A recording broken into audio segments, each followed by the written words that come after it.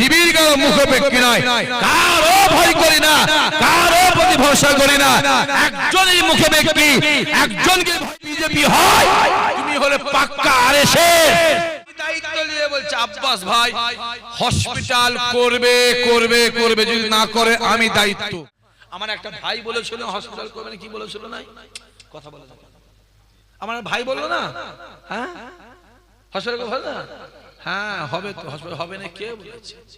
আমি বলছি, আমি আপনাদের সামনে মিডিয়ার সামনে বলছি, আমি দায়িত্ব নিয়ে বলছি। আমার আব্বাস ভাই বলেছে, আব্বাস কথা বলে দেখেন হসপিটাল, আব্বাস বলেছিল আমি দায়িত্ব নিয়ে বলছি আব্বাস ভাই হসপিটাল করবে করবে করবে, যদি না করে আমি দায়িত্ব।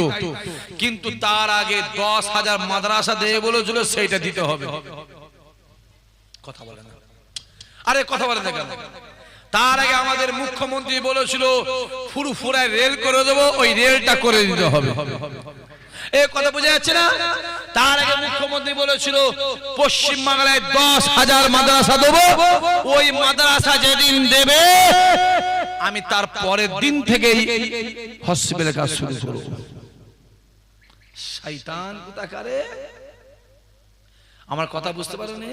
কেন আব্বাস ভাই তো পরে বলেছিল হসপিটাল দেবো, আর তুমি তো 2011 সালে বলেছিলে 10,000, জোরে বলো জোরে বলো, মাদ্রাসা দেবো। দাও ওই 10,000 মাদ্রাসা দাও। আর কিছু বেঈমান মুসলমান কিছু আছে, বেঈমান, এদের ঈমান নেই, কাফেরদের থেকে খারাপ। যেমন মুনাফিকরা হলো কাফেরদের থেকেও খারাপ, এরাও কাফেরদের থেকে খারাপ। এরা দেখছি হই হই হই হই করছে। হসপিটাল হবে, আমি বলছি তো হবে। ইসহাক সিদ্দিকী বলছে আমার এক কথা, আমি হসপিটাল আব্বাস ভাই গেলে বলতে কর, হসপিটাল করেন, আপনাকে করতে হবে। তার আগে আপনাকে 10,000 জোরে বলে মাদ্রাসা করতে হবে, আর ফুরফুরাই রেলটা জোরে বলে চালু করতে হবে। নিজের বেলা আটি আটি, আর পরের বেলা দাঁতের বাটি।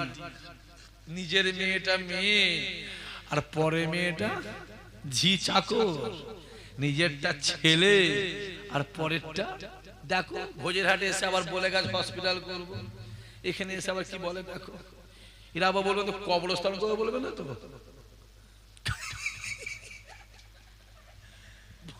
ভোজেরহাটে বলে গেছে হসপিটাল করবো, দেখো কাঁড়রাঙ্গায় বলে কবর করবো। হসপিটাল নিয়ে যা, মারামারি করে নিয়ে যা, মরে যাবে কবর ঢুকে দে।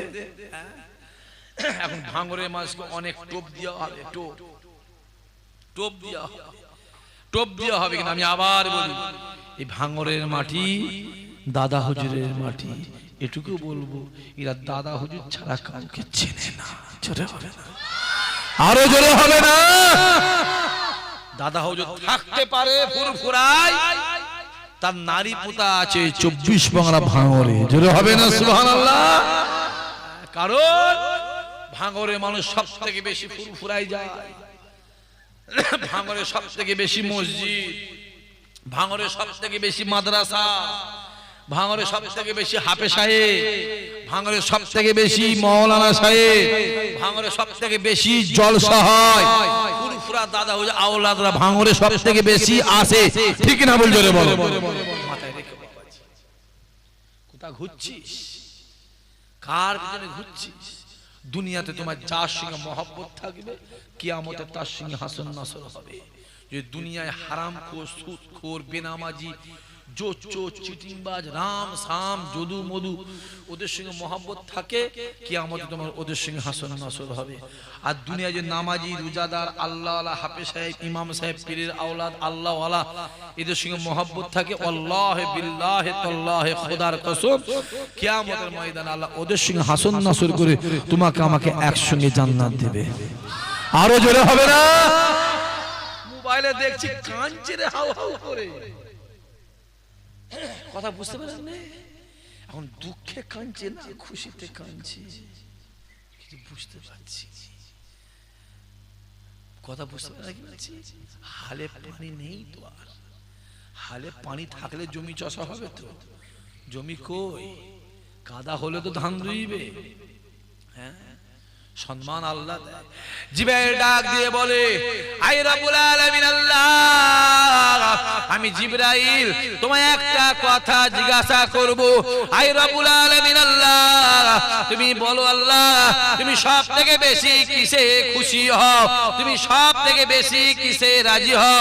আসমানের দরওয়াজা খুলে যায়, আওয়াজ আসতে লাগে, এ জিবরাইল, আমি আল্লাহ সব থেকে বেশি খুশি হই বান্দা যখন আমায় সিজদা দেয়, আমি আল্লাহ রাজি হয়ে যাই। বান্দা যখন আমায় সিজদা দেয়, আমি আল্লাহ সব থেকে বেশি খুশি হই। জিবরাইল বলছে, আল্লাহ তাহলে আমি একটা সিজদা দিই তোমাকে, দিবি? দি দে। জিবরাইল আল্লাহ আমাকে একটা সিজদা, এক সিজদা 30,000 বছর। আওয়াজ বেরোয় নে, আওয়াজ বেরোয় নে, আরো জোরে বলো, কত বছর? 30,000 বছর। আমরাও আল্লাহ পাকে সিজদা দিই প্রায় 2.5 ঘন্টা 3 ঘন্টা ধরে, হ্যাঁ কি না? আসাদুল বলছে, হ্যাঁ। ওইটা কে রে? আসাদুল 3 ঘন্টা ধরে সিজদা দাও। আমার জুম্মায় সিজদা সেই মাগরিবের সময় তোলো নাকি? আসর কোথায় যায়? এখানে মসজিদ আছে, কথা বলে না? তারাবি হয়, তারাবি হয়, খতম না সূরা? সূরা 17 মিনিটে 20 রাকাত শেষ, তাই তো? 17 মিনিটে আবার খতম হবে কি? যে যত ইমাম সাহেব যত স্পিডে পড়বে, আরে বাবা, স্পিরিট মানে আলহামদুলিল্লাহ রাব্বিল আলামিন ওয়াদ-দাল্লিন।